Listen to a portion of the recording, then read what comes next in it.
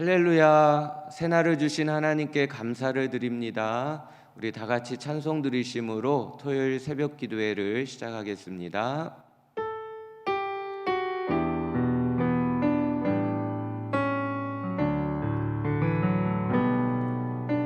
내게로부터 눈을 들어 주를 보기 시작할 때 주의 일을 보겠네. 내 작은 마음 돌이키사 하늘의 꿈 꾸게 하네. 주님을 볼 때 모든 시선을 주님께 드리고 살아계신 하나님을 느낄 때 내 삶은 주의 역사가 되고 하나님이 일하기 시작하네. 모든 시선을 주님께 드리고 전능하신 하나님을 느낄 때 세상은 주의 나라가 되고 하나님이 일하기 시작하네.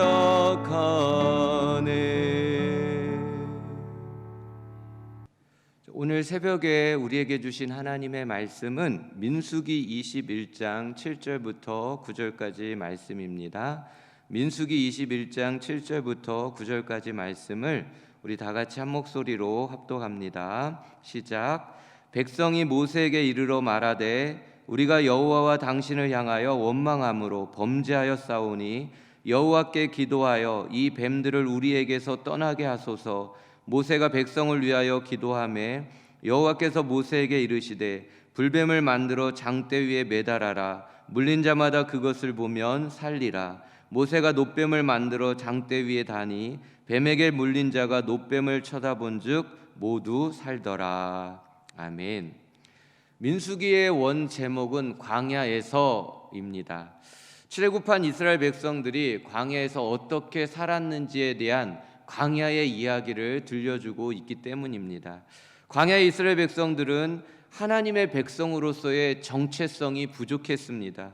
그리고 하나님이 원하시는 믿음의 삶을 잘 살지 못했습니다. 성숙하지 못한 못난 삶을 살고 말았던 거지요. 고난에 직면할 때마다 하나님을 믿고 신뢰하기보다는 원망과 불평을 얼마나 많이 쏟아냈는지 모릅니다. 홍해 앞에서 원망하고 목마르다고 원망하고 마라에 쓴물을 줬다고 원망합니다.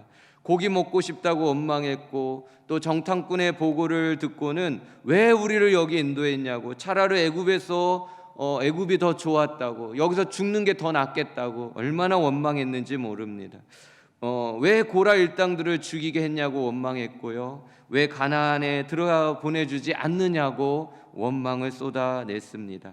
하나님의 말씀을 받으러 간 모세를 잠잠히 기다리지 못하고 조급해하다가 금송아지를 만들고 우상 숭배의 죄를 범하기도 했습니다. 하나님이 제일 싫어하는 짓을 한 것이지요. 하나님이 세운 지도자를 인정하지 않고 그 권위에 도전하다가 문둥병에 걸리기도 하고 또 땅속에 삼킴바 되기도 하고 전염병에 의해 수만 명이 죽임을 당하기도 했습니다.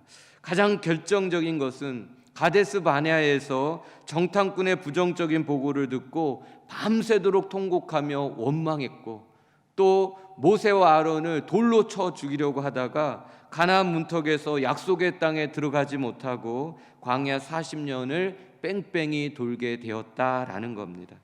광야 이스라엘 백성들의 신앙은 하나님이 인정하실 수 없는 수준 이하의 모습이었다라는 겁니다. 그래도 감사한 것은 하나님께서 이 못난 이 백성들을 포기하지 않으시고 이들을 붙들고 훈련하시고 연단하시며 고쳐 가셨다라는 겁니다. 하나님은 하나님의 백성들이요 죄악의 옛 구습을 청산하기를 원합니다. 그리고 예수님 닮아가는 모습, 하나님의 형상을 회복하는 모습, 예수님의 성품을 닮아가는 그런 모습으로 그리스도의 장성한 분량에 이르기까지 자라가기를 원하신다라는 겁니다. 하나님께서 광야 이스라엘 백성들에게 집중하여 훈련하신 것이 있습니다. 그 첫 번째가 말씀으로 사는 훈련입니다. 신명기 8장 3절을 보십시오. 너를 낮추시며 너를 줄이게 하시며 또 너를 알지 못하며 내 조상들도 알지 못하던 만나를 내게 먹이신 것은 사람이 떡으로만 사는 것이 아니요 여호와 입에서 나오는 모든 말씀으로 사는 줄을 내가 알게 하려 하심이니라 그랬습니다. 만나는 생명의 떡이신 예수 그리스도를 상징합니다. 광야 이스라엘 백성들이 매일 내려주시는 만나를 먹어야 살 수 있었듯이 광야와 같은 세상을 살아가는 모든 성도들은 매일의 삶을 예수 그리스도로 말미암아 예수님의 그 말씀으로 말미암아 살 수 있는 것이다 라고 말씀해 준 겁니다. 물질 만능주의 시대에서 세상 사람들은 떡을 구하는 삶을 살아갑니다. 그러나 하나님의 백성들은 말씀을 구하고 그 말씀에 순종하는 삶을 살아야 된다라는 것을 말씀해 주었던 것입니다. 말씀이면 충분하다는 이야기입니다. 세상을 살아가는 데 있어서 말씀만 있으면 얼마든지 하나님께 영광을 돌려드릴 수 있고 가장 복된 삶을 살게 된다라는 것입니다. 하나님은 매일 새벽 만나를 내려주시면서 매일의 삶을 하나님만 바라봐라, 그리고 하나님의 말씀대로 순종하며 살아라, 이 훈련을 40년 동안 해주셨다라는 것입니다. 그러므로 우리의 창고에 기근이 찾아왔을 때, 경제적인 어려움이 닥쳤을 때 우리가 가장 힘쓰고 집중해야 되는 것은 예수님을 의지하는 것이고 예수님의 말씀을 붙잡는 것입니다. 사람을 의지하지 말고 또 돈을 따라가지 말고 예수님 붙잡고 하나님의 말씀대로 살아가야 한다라는 것입니다. 사람이 떡으로 살 것이 아니라 하나님의 입에서 나오는 모든 말씀으로 살 것이라고 하나님은 분명히 말씀해 주셨기 때문인 겁니다. 문제는 말씀으로 살아가야 되는 우리가 자꾸 떡으로만 살려고 한다라는 거죠. 말씀으로 살아야지 하는 건 아는데도 어느 순간 보면 내 마음은 돈에 빼앗겨 있고 나는 어느새 돈을 따라가고 있는 모습을 발견하게 되는 것입니다. 돈의 힘이 그렇게도 강하게 우리의 마음, 우리의 삶을 끌어당기고 있다라는 사실입니다.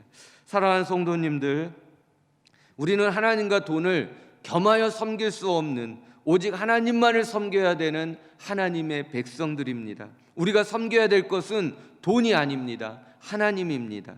우리가 믿어야 될 것은 돈이 아닙니다. 하나님의 말씀인 겁니다. 우리에게 꼭 필요한 것은 돈이 아니라 하나님의 말씀인 것입니다. 우리의 삶의 터전이 광야일지라도 오직 하나님만 바라봐라, 그리고 하나님이 들려주시는 그 말씀만 붙들어라, 그렇게 사는 것이 하나님께 영광되는 것이고 그리스도인으로서의 승리의 삶인 것이고 복 있는 형통한 삶인 것이다라는 것을 우리에게 분명히 말씀해 주신 것입니다. 하나님께서 광야의 백성들에게 집중시킨 것, 집중하여 훈련하신 것 또 한 가지가 있습니다. 그것은 기도 훈련입니다. 모세와 하나님을 원망하다가 불뱀에 물려 죽게 된 이스라엘 백성들이 오늘 어떻게 하는지 보십시오. 본문 7절입니다. 백성이 모세에게 이르러 말하되 우리가 여호와와 당신을 향하여 원망함으로 범죄하여 싸우니 여호와께 기도하여 이 뱀들을 우리에게서 떠나게 하소서. 모세가 백성을 위하여 기도하매 라고 말씀합니다. 범죄한 이스라엘 백성들이 회개를 합니다. 회개 속도가 엄청 빨라졌다라는 것을 우리가 눈여겨보게 됩니다. 광야를 거쳐 오면서 기도가 얼마나 큰 능력인 것인지를 이들이 알게 된 것이지요. 죄를 범할 때마다 모세와 아론이 엎드려 기도하면 하나님께서 용서해 주시고 해결해 주셨다라는 것을 알게 되었던 겁니다. 가데스 바네아 사건을 통해서 하나님은 진노하셨습니다. 모세야, 이 백성들을 다 끊어내고 다 죽이고 너 모세를 통해 새로운 민족, 새로운 나라를 세우겠다 하셨을 때 모세는 하나님께 엎드려 중보기도를 했습니다. 아론과 미리암이 모세에게 구스 여인을 취한 것을 험담하다가 문둥병에 걸렸을 때에도 쌤통이다 말하지 않았고 모세는 엎드려 하나님 앞에 간구했습니다. 고라 일당들이 권위에 도전하며 반역할 때에도 모세는 하나님 앞에 납작 엎드렸습니다. 문제가 생길 때마다 엎드려 기도하는 모세에게 하나님이 그 문제를 해결해 주셨다는 것을 이스라엘 백성들은 그 눈으로 똑똑히 보고 배울 수 있었던 것입니다. 하나님께서 광야의 백성들에게 원하시는 것이 무엇이라는 겁니까? 광야와 같은 세상에서 살면서 내 힘으로 살지 말고 기도와 기도의 은혜와 능력으로 살아가라고 그렇게 알려주고 있는 겁니다. 삶의 문제를 만날 때마다 원망하지 말고 기도하라는 것입니다. 원망이 변하여 기도가 되기를 하나님께서 바라셨던 것이지요. 오늘 이스라엘 백성들이 잘한 점이 한 가지 있습니다. 즉시 회개했다라는 겁니다. 회개를 미루지 않았다는 겁니다. 회개하면 하나님께서 용서해 주시고 살 길을 열어주기 때문입니다. 하나님은 회개하는 이스라엘 백성들에게 사망에서 구원받을 수 있는 유일한 구원의 방법을 알려주셨습니다. 8절입니다. 여호와께서 모세에게 이르시되 불뱀을 만들어 장대 위에 매달아라. 물린 자마다 그것을 보면 살리라 그랬습니다. 장대 위에 매달린 뱀을 바라보는 것, 이것이 사망에서 구원받는 하나님이 주신 방법이었습니다. 정말 쉬운 방법 아닙니까?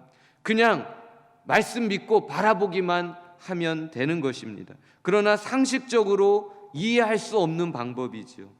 그래서 내 생각을 내려놓지 않으면 절대 순종이 불가능한 방법이기도 합니다. 장대 위에 매달린 뱀을 본다고 내 몸에 있는 독이 해소가 되겠습니까? 말도 안 되는 말이지요. 그런데 잘 생각해 보십시오. 그 광야에서 뱀에 물린 사람이 회복할 길은 어디에도 없었다는 사실입니다. 광야 한복판에 해독제가 어디 있습니까? 의사가 있습니까? 약이 있습니까? 그 누구도 그 무엇으로도 죽음의 문제를 해결해낼 수가 없다는 이야기입니다. 하나님이 정해주신 방법 외에는 다른 방도가 없었다는 말입니다. 여기서 중요한 것이 무엇입니까? 믿음이고 순종인 겁니다. 모세는 하나님의 말씀대로 장대 위에 뱀을 매달아야 합니다. 그리고 이스라엘 백성들은 장대 위에 매달린 그 뱀을 바라보아야 합니다. 이것이 하나님께서 구원하시는 유일한 방법임을 모두가 믿고 순종해야 하는 것입니다. 그 누구도 대신해 줄 수 없다는 것도 우리가 깊이 생각해 보아야 합니다. 반드시 내가 쳐다보아야 한다는 사실입니다. 나는 지금 너무 아프니까 내 대신 당신이 가서 쳐다보라고 할 수 없다라는 겁니다. 아무리 아파도 내가 나가서 장대 위에 매달린 뱀을 바라보아야 살 수 있다는 겁니다. 구원은 남이 대신 받아줄 수 없다는 이야기입니다. 반드시 내가 믿고 순종해야 받을 수 있는 겁니다. 내 가족이 소중해도 내 가족의 구원을 내가 대신해 줄 수 없다라는 겁니다. 그가 예수님을 믿어야 되고 그가 예수님께 순종해야 되는 것입니다. 모세와 이스라엘 백성들이 어떻게 했는지 보십시오. 9절입니다. 모세가 놋뱀을 만들어 장대 위에 다니 뱀에게 물린 자가 놋뱀을 쳐다본 즉 모두 살더라 그랬습니다. 모세가 순종했습니다. 이스라엘 백성들도 순종했습니다. 그랬더니 순종한 모든 사람들이 살아났습니다. 하나님의 말씀을 믿고 순종하면 죽었던 영혼도, 죽을 수밖에 없는 영혼도 살아난다라는 말씀입니다. 자, 그런데 순종하지 않는 사람들이 있었다라는 거죠. 독사에 물려 죽어가는 것을 보면서도 쳐다보면 살 텐데 이성에 안 맞는다고, 나는 그걸 믿을 수 없다고 쳐다보지 않음으로 인해 죽는 사람도 있었다라는 사실입니다. 이들의 최후는 죽음, 사망이었다라는 것을 기억하시기 바랍니다. 장대 위에 매달린 놋뱀은 십자가 예수님을 상징합니다. 요한복음 3장 14절 15절 말씀입니다. 모세가 광야에서 뱀을 든 것 같이 인자도 들려야 하리니 이는 그를 믿는 자마다 영생을 얻게 하려 하심이니라 그랬습니다. 오늘 본문이 우리에게 무엇을 말씀해 주고 싶은 것입니까? 죄의 문제는 예수님의 십자가 보혈 외에 해결 방법이 없다라는 겁니다. 인생의 모든 문제는 십자가를 바라볼 때 해결된다라는 것을 말씀해 주고 있는 겁니다. 십자가 밑에 나아가 죄를 회개하고 돌이키는 방법 외에는 내 죄가 사함받는 방법이 없다라는 겁니다. 그 죄로 인하여 오는 무서운 형벌을 회복할 수 있는 방법이 없다라는 것입니다. 십자가에 달리신 예수님을 바라보라 그래야 살리라. 십자가에 달리신 예수님을 바라보라 그래야 살리라. 오늘 본문이 우리에게 하고 싶은 진짜 메시지입니다. 사랑하는 성도님들, 오늘 말씀을 정리해 보겠습니다.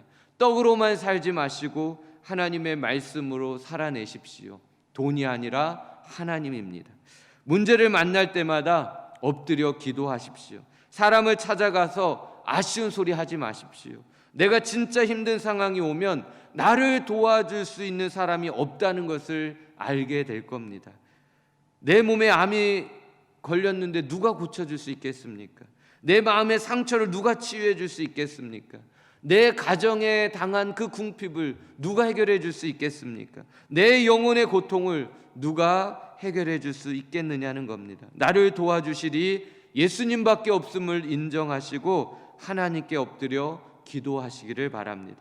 특별히 죄를 범할 때마다 즉시 회개하십시오. 회개가 없이 회복은 일어나지 않기 때문입니다. 죄를 씻어내야 하나님의 은혜와 복을 받을 수 있는 그 통로가 열려지기 때문입니다. 사도행전 3장 19절을 보십시오. 그러므로 너희가 회개하고 돌이켜 너희 죄 없이 함을 받으라. 이같이 하면 새롭게 되는 날이 주 앞으로부터 이를 것이요 그랬습니다. 회개하는 그 순간 하나님의 보좌로부터 은혜의 바람이 불어오게 된다라는 것입니다. 사랑하는 성도님들, 지금 무엇을 바라보고 계십니까? 문제입니까? 예수님입니까? 무엇을 바라보느냐가 너무너무 중요합니다.